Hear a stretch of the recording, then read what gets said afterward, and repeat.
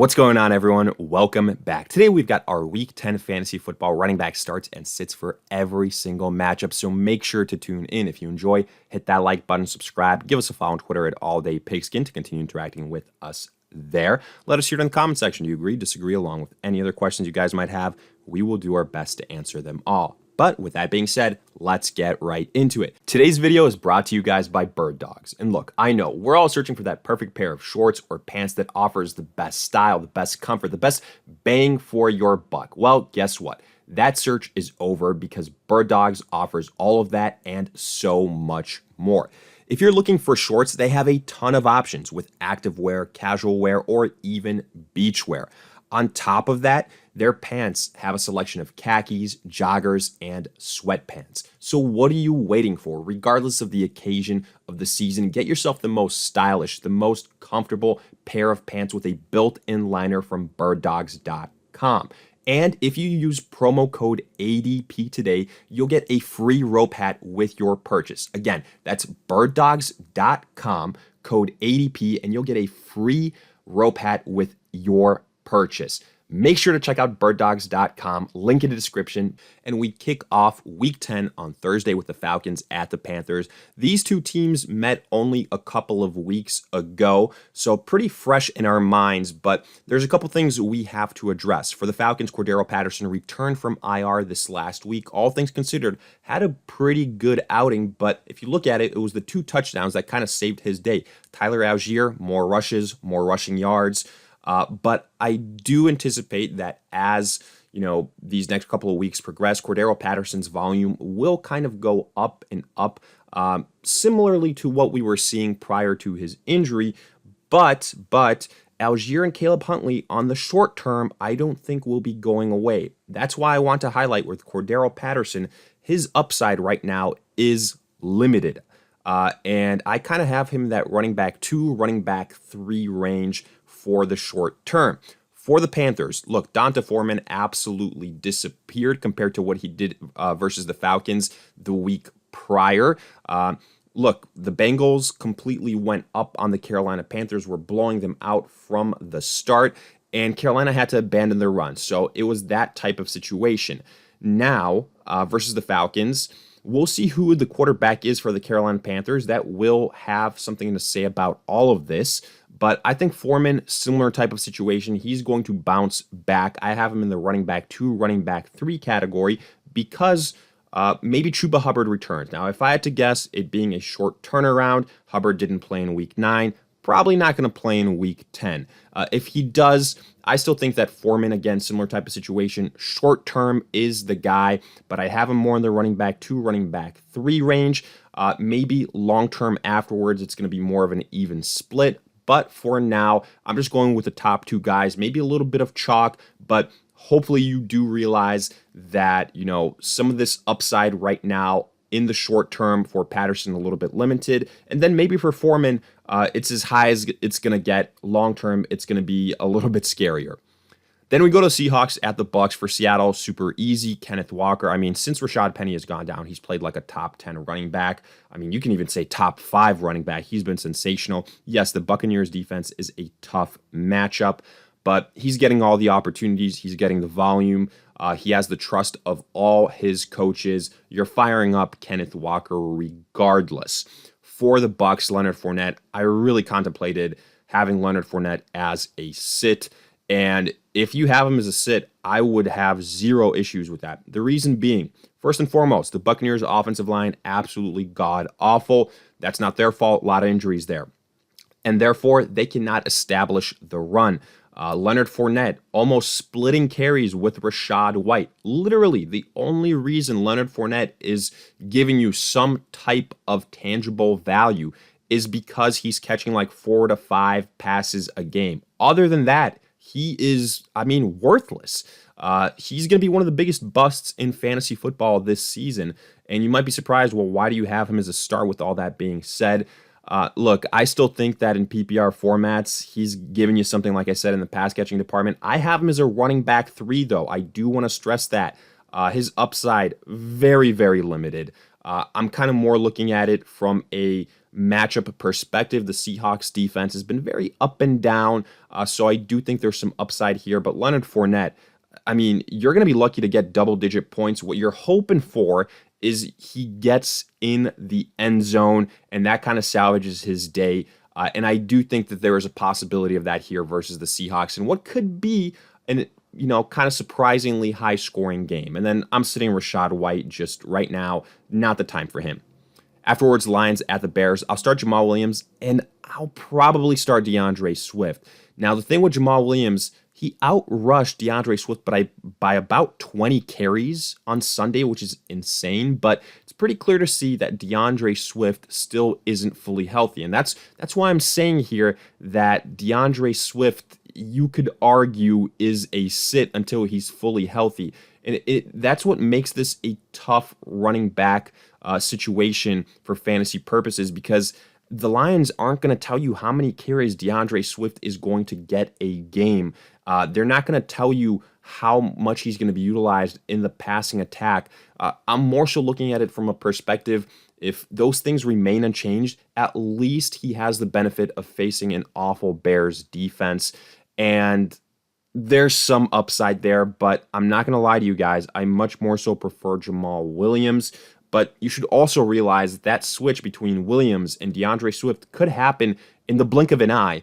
And, this could be the week where DeAndre Swift kind of reassumes his primary role on this offense at the running back position. I don't think it will be, because, again, that's probably a couple weeks down the line. So that's why I have Williams as the preferred option. Mid-level running back 2, DeAndre Swift, he's going to be a boomer bust running back 2, running back 3. For the Bears, I'm only going with David Montgomery. And it's not like I don't like Khalil Herbert. I really do. And I think this is actually another very good matchup. Initially, I had him as a start. But the way the Bears have been utilizing Justin Fields as of late, 10, 15 rushes a game, that's going to limit the upside for these other guys, namely Khalil Herbert.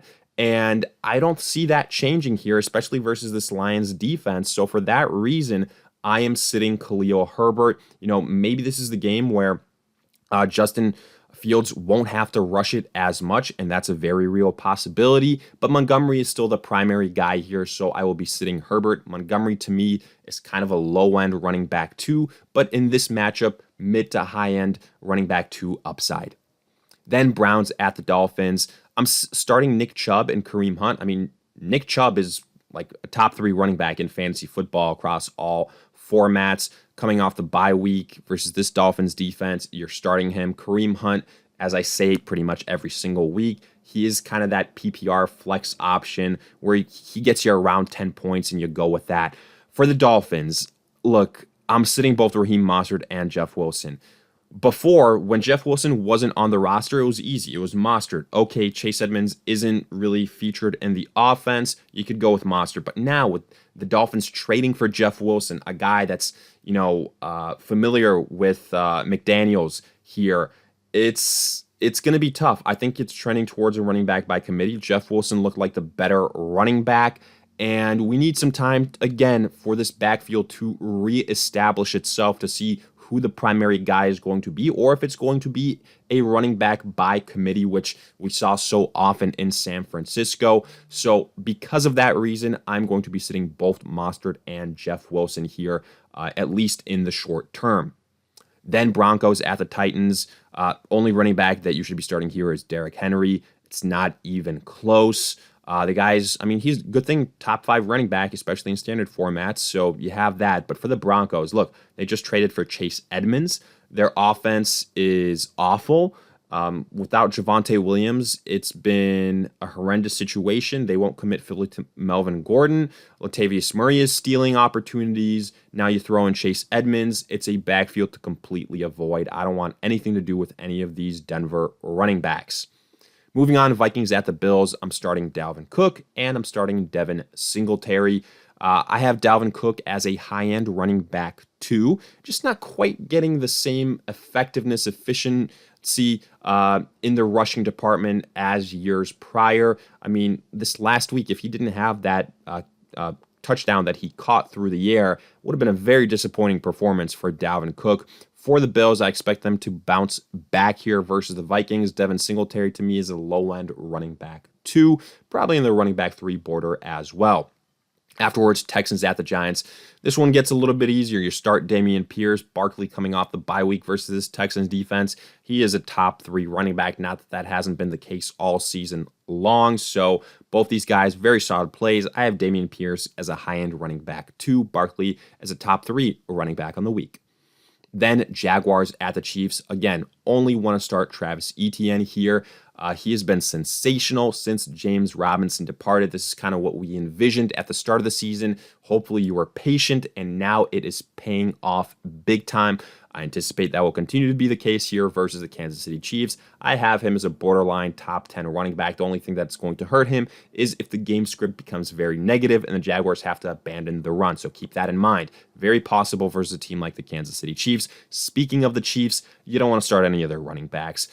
We've seen it multiple occasions, and Pacheco getting pretty much the same amount of carries as Clyde Edwards-Helaire, and especially when that's like 5, 6, 7 carries a game. This backfield is useless for fantasy football purposes. You're chasing touchdowns. You're chasing, kind of passes out of the backfield, and you're throwing darts in terms of who's going to get more carries on a game-to-game basis. So everyone here for the Chiefs is a sit at the running back position. Then Saints at the Steelers. Alvin Kamara, you're going to start him at the time of this recording.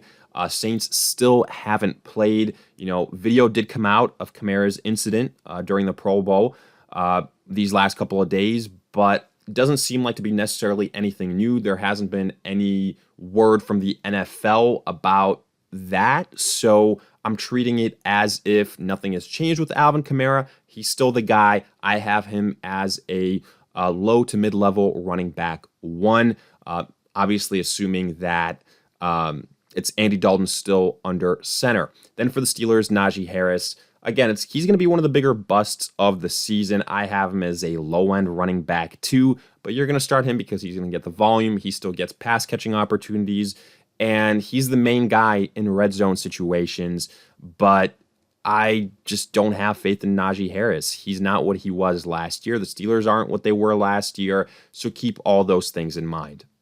Then Colts at the Raiders. For the Colts, tough situation, a lot of injuries here, firing the head coach as well. So if Jonathan Taylor plays, he didn't in week 9, you fire him up. That's the easy bit. If he doesn't, Deion Jackson would be the next man up, but he got banged up in week 9 as well. So if he's not available, then you're looking at, the trio of Jordan Wilkins, Phillip Lindsay, and Zach Moss. And if the top 2 guys, Taylor and Deion Jackson, are not playing, I wouldn't get cute with this backfield. I mean, sue me if you want to, but guys like Wilkins, Lindsay, and Moss do not inspire a lot of confidence in me. For the Raiders, you go with Josh Jacobs. I think the Colts are an absolute disaster right now. I think Josh Jacobs is going to have a pretty good outing versus the Colts, and he's kind of going to bounce back from these last 2 weeks. I have him right outside the top 10 running backs on the week. Then Cardinals at the Rams. I'm only starting James Conner, and even him I'm a little bit iffy about. But look, now that he's back, we're seeing him involved in the pass-catching department, which is what was really bringing value to him to begin with. I have him as a low-end running back 2, high-end running back 3. He is going to be dependent on those touchdowns, so keep all of that in mind. With him healthy, Benjamin is nothing more than kind of a handcuff. And then for the Rams, look, the Cardinals' defense ain't all that scary, but the Rams, their offensive line kind of stinks. Their rushing attack stinks. They don't want to commit to Darrell Henderson fully. Cam Akers is still, it's an absolute mess. You're sitting all the Rams running backs. Following this, we've got the Cowboys at the Packers. Ezekiel Elliott expected to return this week, and everybody in Dallas continues to say when he's available, when he's healthy, he's the guy. You continue to start him, but honestly, versus the Packers, this is a type of game where both Zeke and Tony Pollard can be effective, and that's what I anticipate will happen. I have both of them as at least mid-level running back 2s. And then for Green Bay, tough situation for them. Aaron Jones getting hurt. Seems to be an ankle sprain that he suffered in week 9. Is he going to play? It's still early in the week, obviously. But if he does, I'm only playing him. I don't want to get too cute with A.J. Dillon, especially with how bad the Packers have been offensively. and the Cowboys being a fairly good defense. So if Aaron Jones plays, I'm sitting A.J. Dillon. But if Aaron Jones doesn't, A.J. Dillon is going to find himself in that position of one of the most valuable backups in the NFL. Then you start A.J. Dillon, similar upside to what Aaron Jones has had up until now. Then Chargers at the 49ers. This one's super simple. Austin Eckler, he is a top 5 running back in PPR. I mean, arguably top 3. Christian McCaffrey, same deal.